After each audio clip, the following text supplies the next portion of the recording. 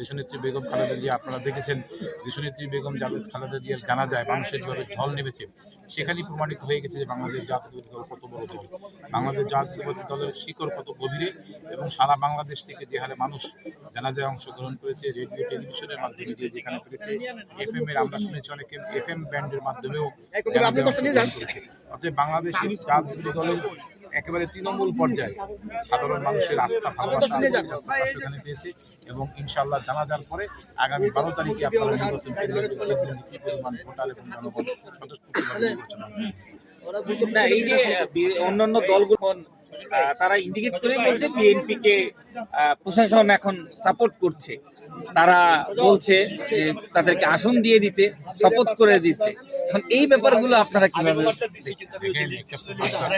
একটা নাচতে না জানলে উঠান বাঁকা, কিংবা খেতে না পারলে ফল টক হয়, আঙ্গুর ফল টক,